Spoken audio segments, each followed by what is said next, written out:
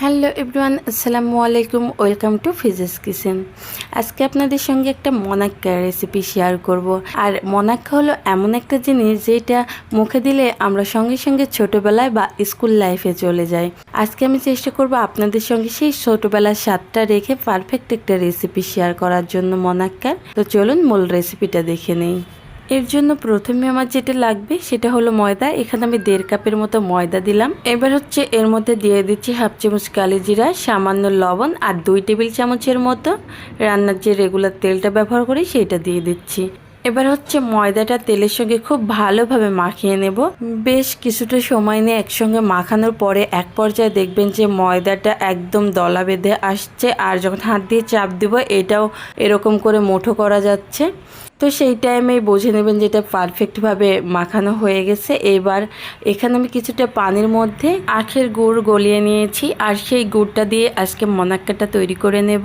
অল্প অল্প করে দিচ্ছি আর একটা পারফেক্ট ডো তৈরি করে নেওয়ার চেষ্টা করছি। তবে মনাক্কা তৈরির ক্ষেত্রে একটা জিনিস মনে রাখবেন যে এটা একদম রুটির যে নরম ডো তৈরি করেন সেরকম না, জাস্ট হাত দিয়ে চাপ দিয়ে এক জায়গায় করা যায় এরকম করে একটা ডো তৈরি করে নিতে হবে। বেশি পানি ব্যবহার করলে কিন্তু এটা একদমই খাস্তা হবে না, এইটা আপনারা মনে রাখবেন। তো অল্প অল্প করে গুড়টা দিয়ে এইরকম একটা ডো তৈরি করে নিলাম। এইবার হচ্ছে এই ডোটা আমি রেস্টে রাখবো না, সরাসরি এই ডোটা থেকে মনাক্কা তৈরি করে নেব। তো এরকম নিচে একটু ময়দা ছিটিয়ে দিয়ে মনাক্কার ডোটা নিয়ে নিলাম। আবারও একটু ময়দা উপর দিয়ে দিয়ে একটা রুটির মতো করে বেলে নেব বড় করে। তবে হ্যাঁ, রুটির মতো একদম পাতলা করে বেলে নেব না, একটু মোটা থাকবে। তো এই যে এরকমভাবে একটু বেলে নিচ্ছি।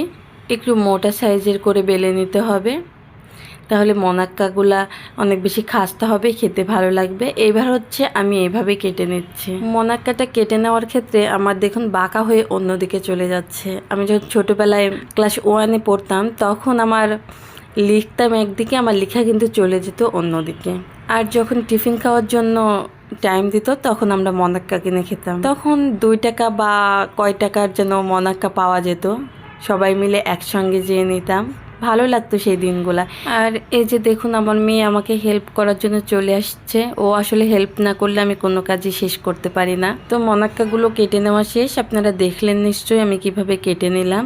এবার হচ্ছে চুলাতে ভেজে নিতে চলে আসলাম। এখানে পরিমাণ মতো তেল দিয়ে দিয়েছি আর মনাক্কাগুলো একবারে সব ঢেলে দিলাম। আপনারা চাইলে কম করেও নিয়ে ভাজতে পারেন, আমি একবারে ভাজার জন্য দিয়ে দিলাম।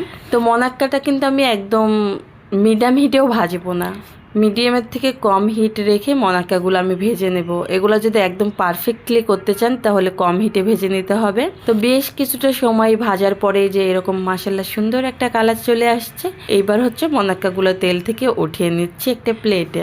আমার মনাক্কাগুলো আলহামদুলিল্লাহ অনেক বেশি খাস্তা হয়েছিল। আমি বাসায় তৈরি করে খেয়ে বুঝতেই পারিনি যে এটা বাসায় আমি তৈরি করেছি। আপনাদের কার কার গুড়ের মনাক্কাটা খেতে ভালো লাগে অবশ্যই কমেন্টে জানাবেন। আর নিত্য নতুন এবং সহজ রেসিপি দেখতে আমার সঙ্গেই থাকবেন।